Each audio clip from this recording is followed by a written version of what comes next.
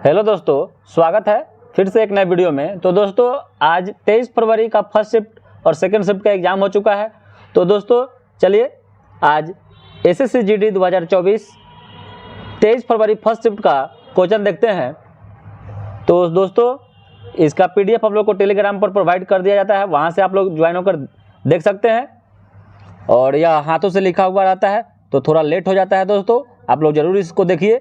पहला प्रश्न पूछा था कि 2011 के जनगणना के अनुसार महिलाओं की कुल संख्या कितनी थी या इसका प्रतिशत कितना था। दोनों बता दिए हैं। दोनों में जो महिलाओं की जनसंख्या थी वह 586.46 मिलियन थी, वहीं पर पुरुषों की 623.72 मिलियन थी। अगर आपसे पूछे कि ओवरऑल तो 1.21 बिलियन था, 1.21 बिलियन था जनसंख्या 2011 की जनगणना के अनुसार। अगर पूछे कि महिलाओं की जो प्रतिशत में पूछा होगा तो महिलाओं की भागीदारी हो जाएगा 48%।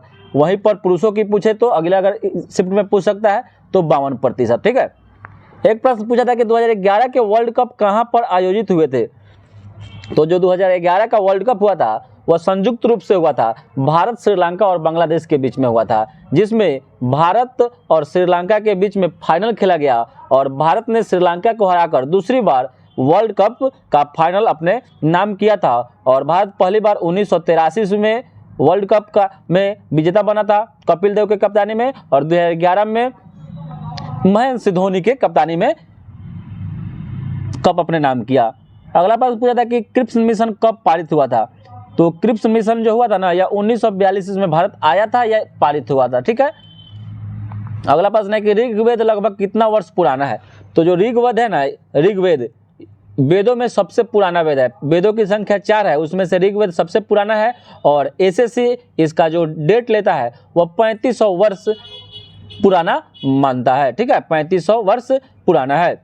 अगला प्रश्न पूछा था कि नीरज चोपड़ा ने अगस्त 2023 में कौन सा पदक जीता था।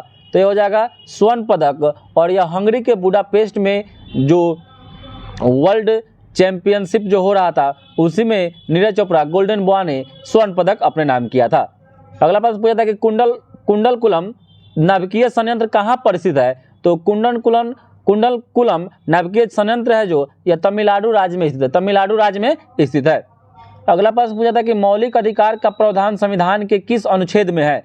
तो मौलिक अधिकार जो है ना, इसका जो प्रावधान है अनुच्छेद 12 से 35 में है, 12 से 35 में है, भाग 3 में है, और इसको ग्रहण संयुक्त राज्य अमेरिका से किया गया है और इसकी संख्या वर्तमान में 6 है। और पहले इसका संख्या 7 था, जिसमें से संपत्ति के अधिकार को हटाकर कानूनी अधिकार में रख दिया गया, 300 के कम में रख दिया गया है संपत्ति के अधिकार को। आपसे क्वेश्चन पूछे कि संपत्ति का अधिकार कैसा अधिकार है, तब विधिक या कानूनी अधिकार है। अगला प्रश्न पूछा था कि कथकली और मोहिनीअट्टम किस राज्य का लोक नृत्य है। तो हो जाएगा केरल राज्य का है, केरल राज्य का। एक प्रश्न पूछा था कि डांडा यात्रा महोत्सव किस राज्य में मनाया जाता है। तो डांडा यात्रा महोत्सव या उड़ीसा राज्य में मनाया जाता है, उड़ीसा राज्य में मनाया जाता है।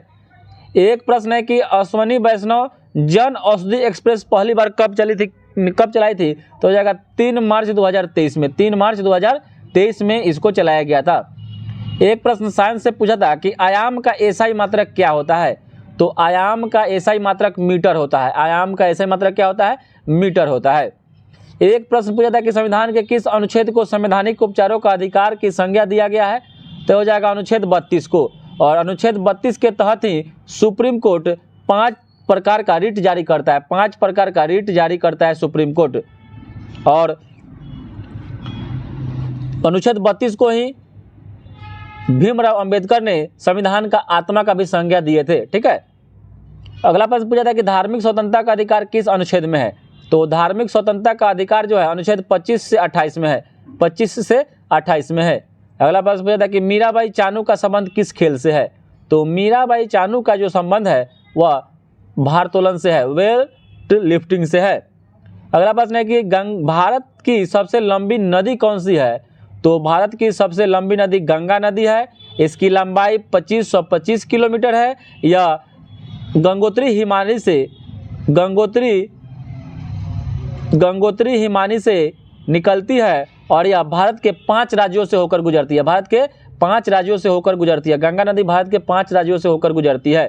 पहले उत्तराखंड से निकलती है, उसके बाद उत्तर प्रदेश में आती है, उत्तर प्रदेश से बिहार, बिहार से झारखंड, झारखंड से पश्चिम बंगाल और जाकर बंगाल की खाड़ी में गिर जाती है।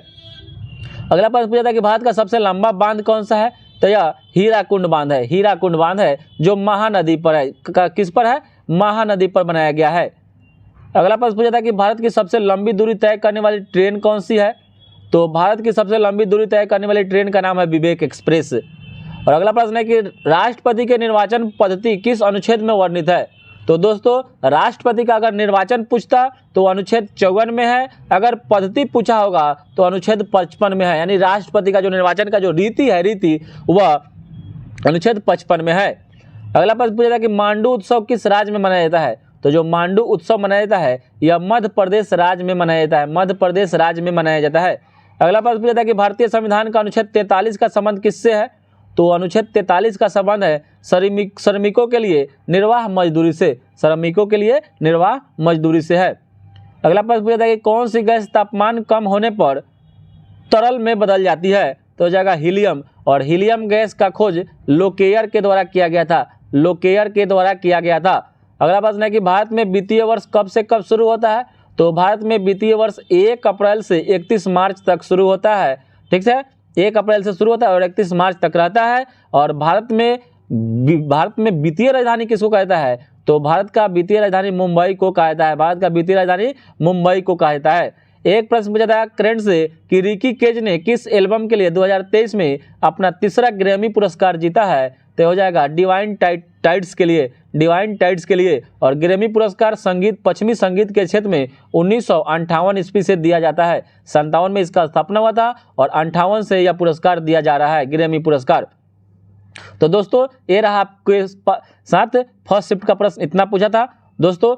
बहुत जल्द सेकंड शिफ्ट का भी प्रश्न आएगा और रात में चारों शिफ्ट का एक जगह एकत्रित करके प्रश्न डाला जाता है, तो उसको भी आप लोग जरूर देखिएगा दोस्तों। और चैनल पर नए होंगे तो प्लीज़ चैनल को सब्सक्राइब कर दीजिएगा और एक लाइक और एक कमेंट जरूर करिएगा दोस्तों।